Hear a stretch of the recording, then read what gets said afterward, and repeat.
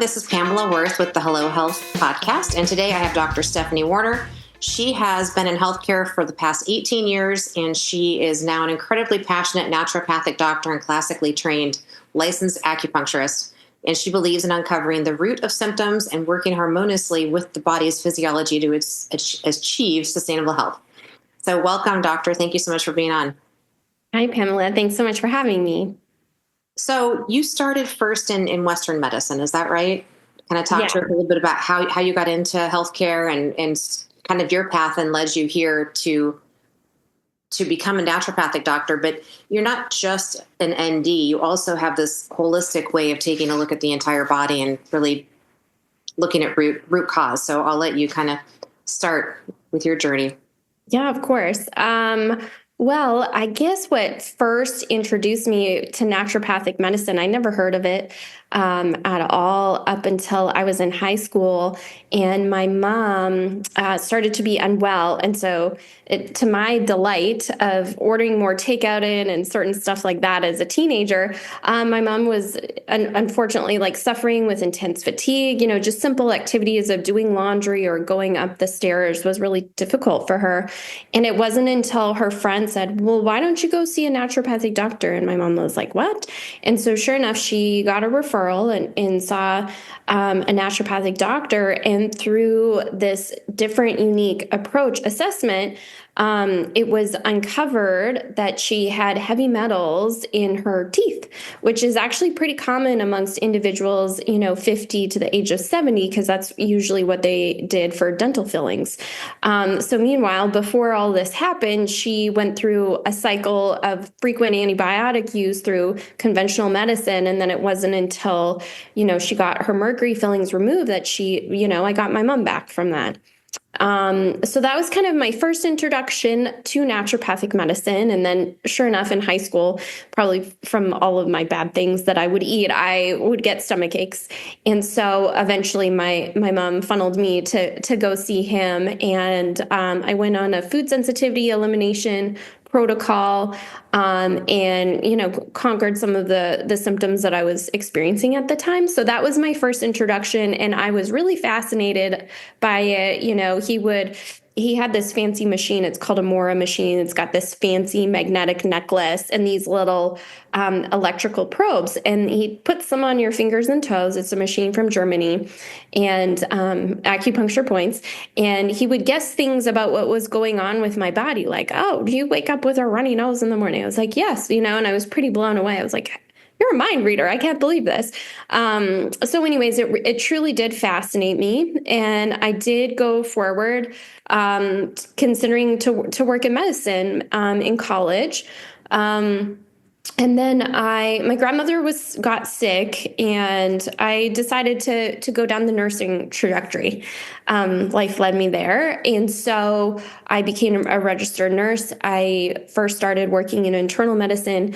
And internal medicine, it's if you have 3 health diagnoses like diabetes, COPD, or, just a lot of health stuff going on 5 to 10 medications kind of deal. You end up there. And so I loved it. I learned a lot about emergency medicine and, just different health and disease processes that I learned in textbooks. But, over time, I kind of felt like I was a hamster in this chaos hamster wheel. It was a very chaotic work environment. And you eventually, the learning curve kind of plateaus, and you kind of see repeat conditions and no discussion of prevention. And I'd look at my day, and sometimes I'd spend a full hour of my workday passing out pills, and I would see, you get this one, oh, you get this side effect, let's throw this one on. And, I just saw this whole thing, and I would see the patients get mac and cheese and tater tots for meals. And I was just like, this just isn't the healing environment that I thought I signed up for. And so what I did was, at that time, I went back to school, and I'm originally from Calgary, Canada. And so at that time I moved to Portland, Oregon, and studied the naturopathic physician program there.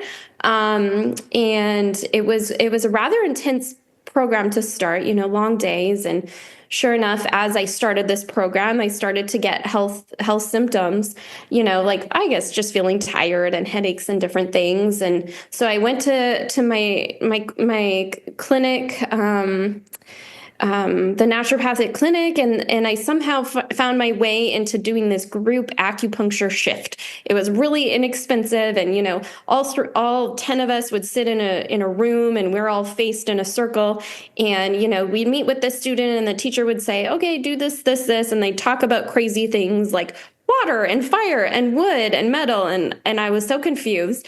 But they would, take my pulse, and put needles in, and I'd walk out of there, and the headache, that I was experiencing for like 3 hours would just be gone.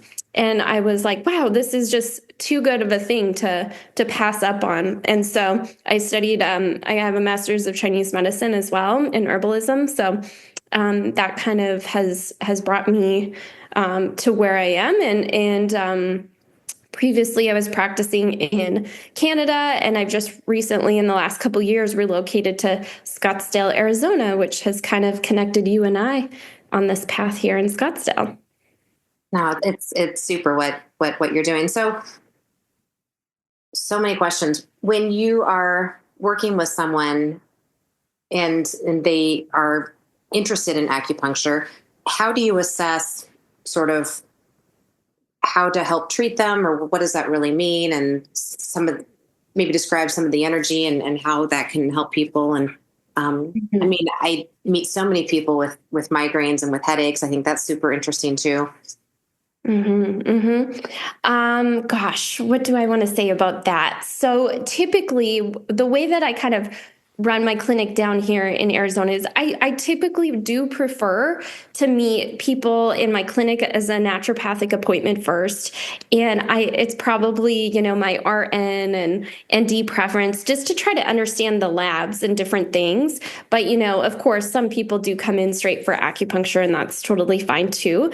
But yeah, so in Chinese medicine, there's there's so many diagnosis platforms. So, we're assessing your skin tone. We're assessing the sound of your voice. I kind of have this singing voice where, it sounds sometimes like I sing a song. Maybe you can think of other people that I was just at a conference over the weekend, and it sounds like this speaker, this physician in this conference is crying, So it's even in the tonality of your voice. It's there's some practitioners out there. I don't do this, but some practitioners do a facial diagnosis. Tongue diagnosis is a common one, and pulse.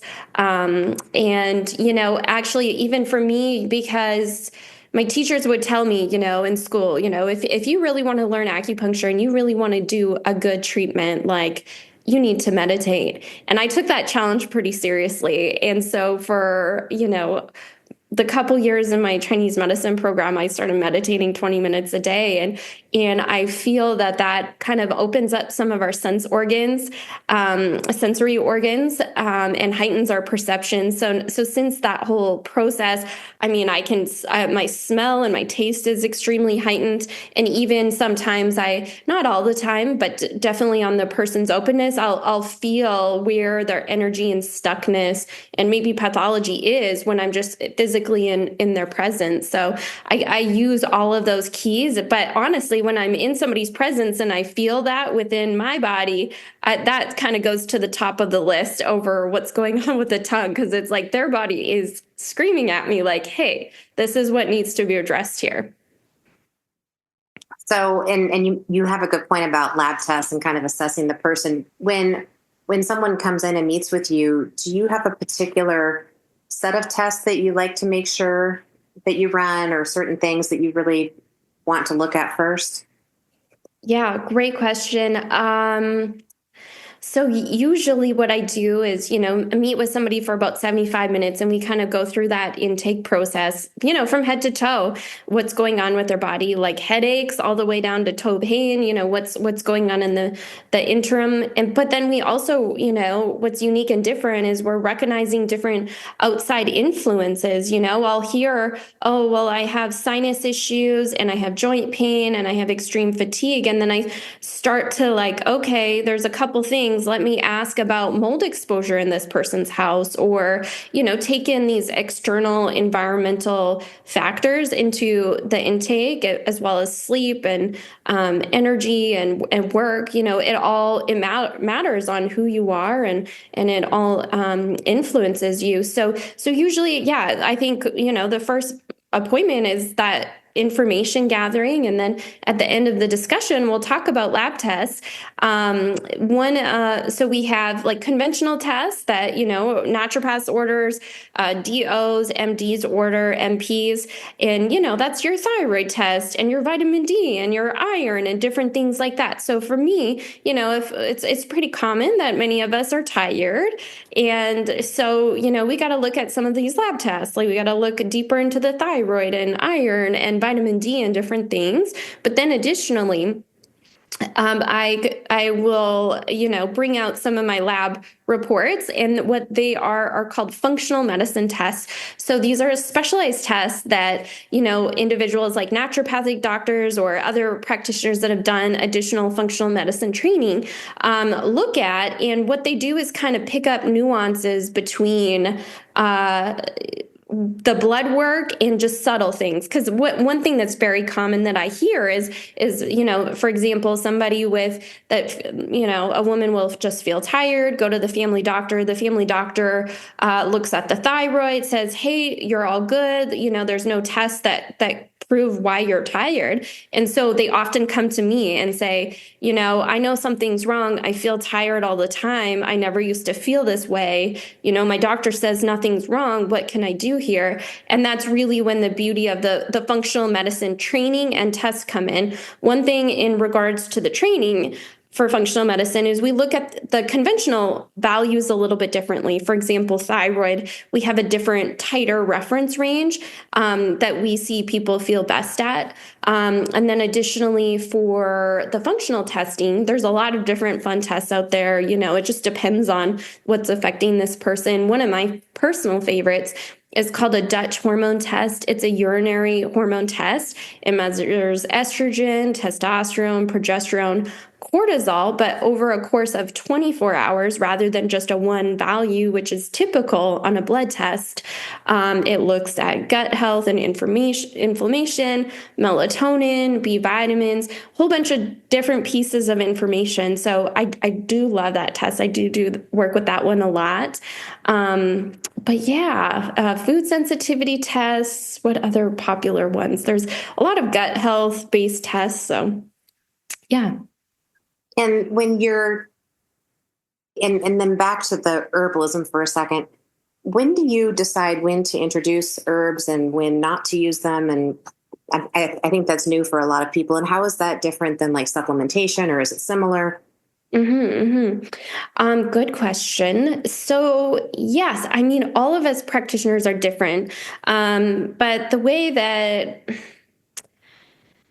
yeah, so supplements obviously, are the micronutrients, but even some people might even say, herbs are included in supplements. And of course, we have Western herbs and we have Eastern herbs. We have like Southeastern herbs. So of course, we have like Ayurvedic medicine from India that, sometimes like I personally have a high blood pressure supplement that's an all Ayurvedic herbs.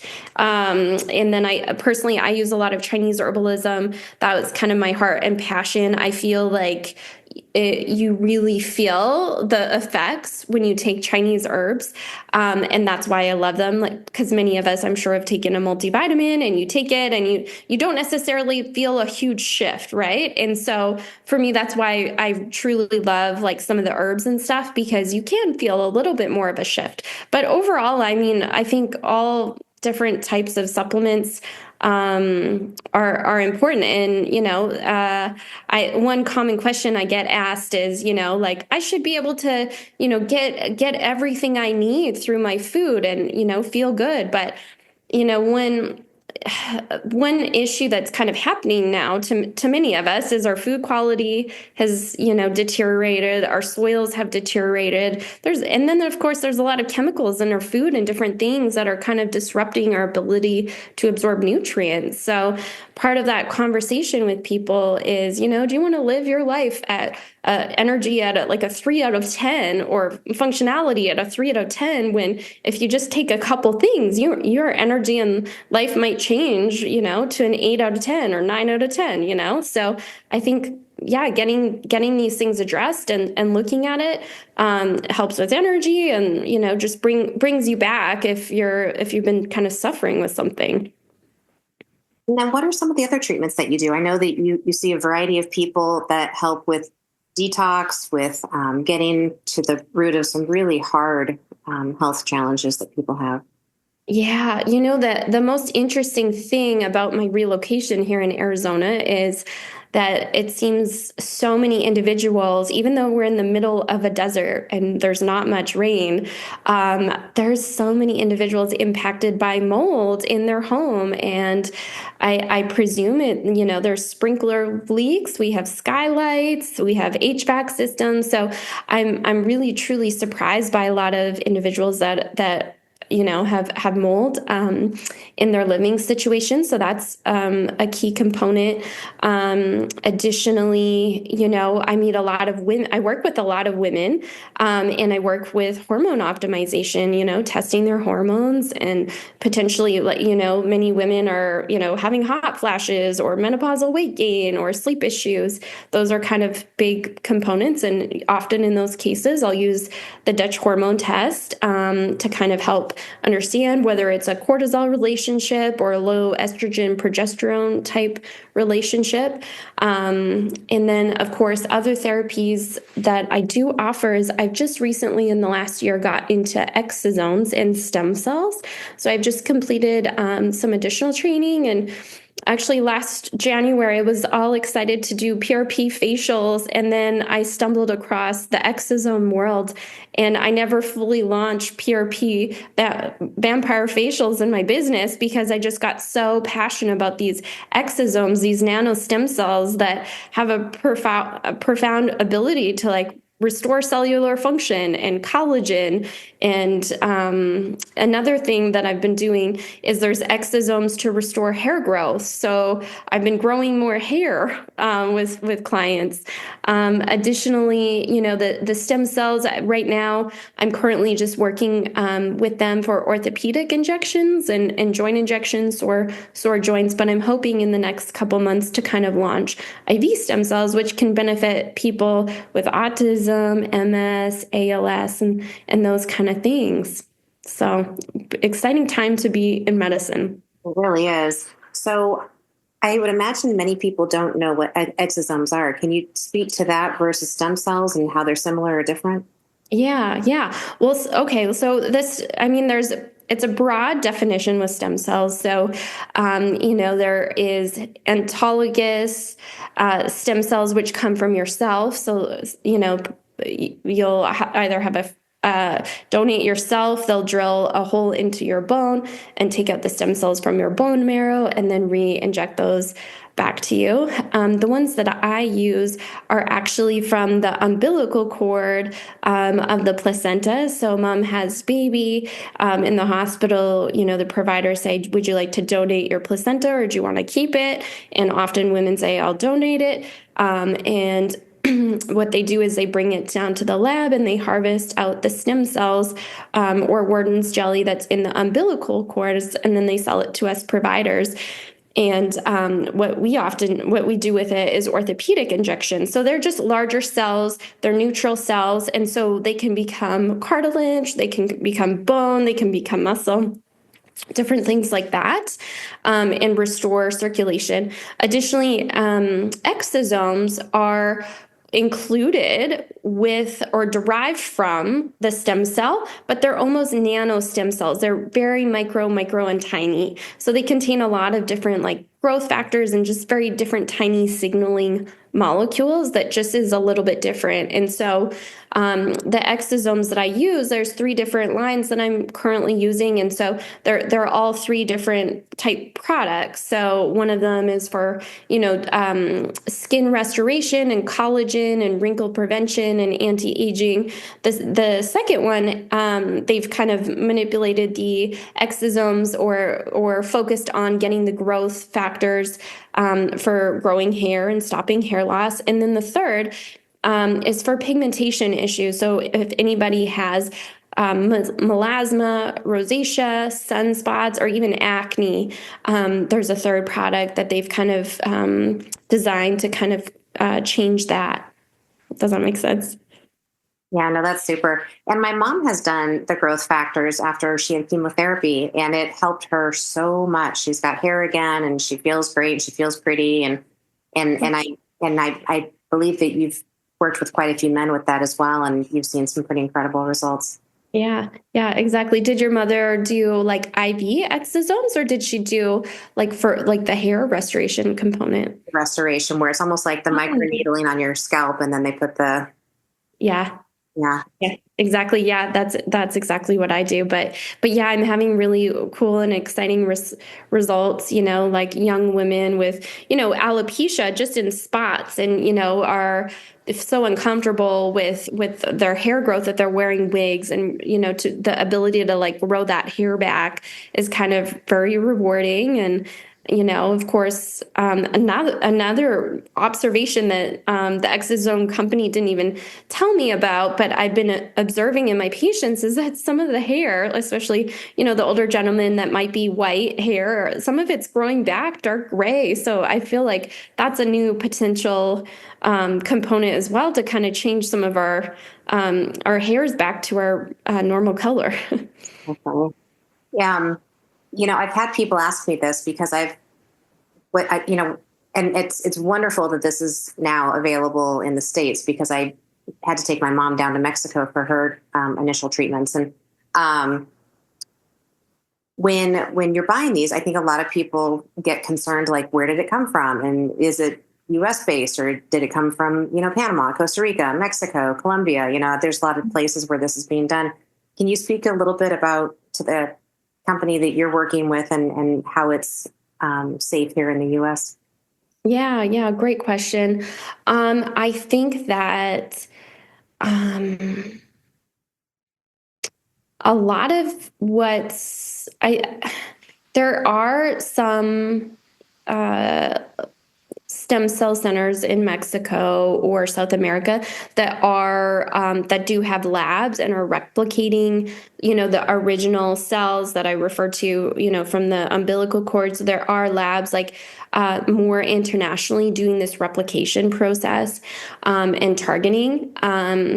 However, it's a delicate balance. It helps the clinics like save a little bit of money if they're able to have this lab and do it. Unfortunately, it's not broad spectrum approved to do that kind of thing here. The Food and Drug Administration has been very strict in regards to labs and different things in that regard. So most of us providers here in the U.S. right now, many of us don't have labs. Kind of thing. And I think that that's one of the key differences. And I do see that, it's all about reputation. The leading clinic in Panama, there's people lined up out the door for that therapy. And it's just, they have a good reputation. I think here in America, people are kind of slowly getting used to what it looks like here, just because I think that we need to continue to work to dispel this negative stereotype that's kind of gone on. And, because I think that's definitely a component to the narrative that, if you want the best, you've got to go international. But it actually turns out that the gentleman that started the most successful clinic in Panama, he's locally here from Scottsdale, Arizona. So, so. Yeah, it's amazing. Can you speak to the difference? So, and a friend of mine had asked me this, because with one of my kiddos who's a competitive athlete, I had taken him to a doctor that would give him a stem cell injection in one of his joints because he had a small tear, and it healed so much faster than doing PRP. But in her mind, it was exactly the same. But I don't believe it is. But I can't technically speak to that. Could you share a little bit of the difference between like a PRP shot versus a stem cell shot in an orthopedic joint if you've got an injury? Yeah, great question. Great question. Yes, PRP. So it stands for platelet-rich plasma, and basically how we collect it. It's kind of free. We got to do the tube and have the centrifuge, but so what we do is capture some blood from the person that's going to get the injection.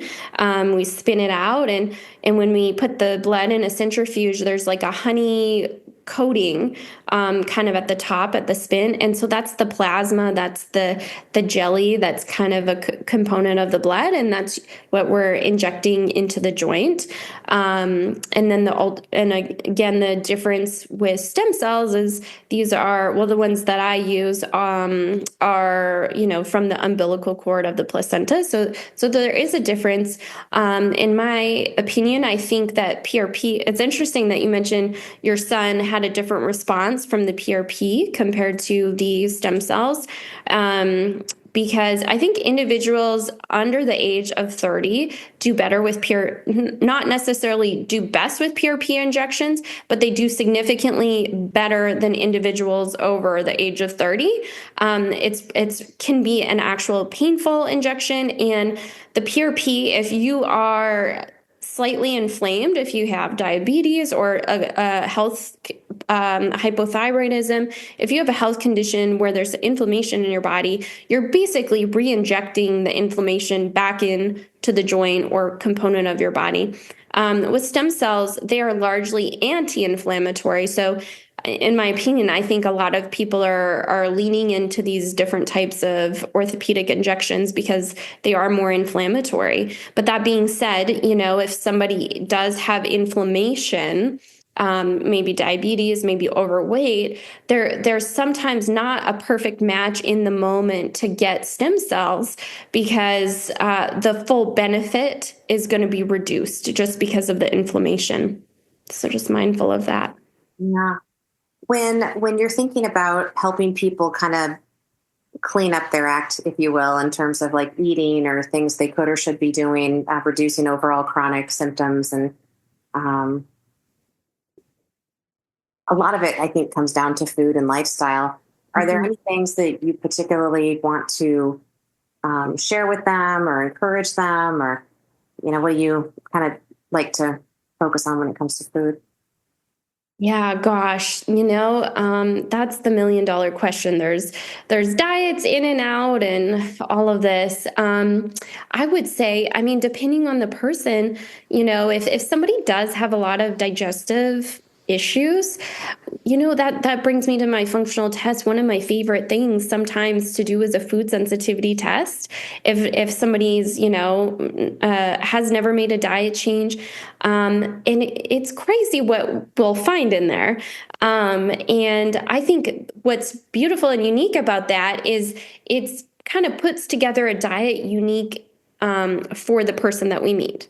And I've had a 6-year-old with stomach aches or headaches, and it turned out he had a food sensitivity to peanuts. And so we pulled the peanuts out and he was doing great, so it can be funny things that you just don't think of. So that's one example of a circumstance where, we can be really accurate and all of this. Of course, I'm a big component of organic fruits and vegetables and eating and grass fed and different things like that. But of course, that we have like the Dirty Dozen and Clean 10. If somebody's heard of that, or if they haven't heard of that, they can look into that. So for example, if you're where you are, you don't have access to a lot of organic options, or maybe the organic option is much more expensive, potentially buying something like a banana that has a peel on it compared to something like a grape, which is really porous and holds on to some of the chemicals that are used in our food production.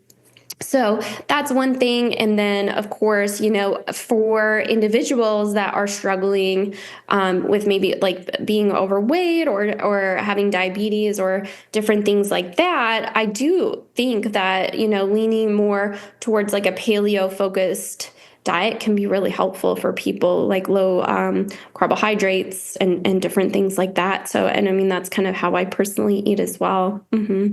Awesome. Is there anything else that I haven't asked you about that you want to share how do people find out more about you, your work? Yeah.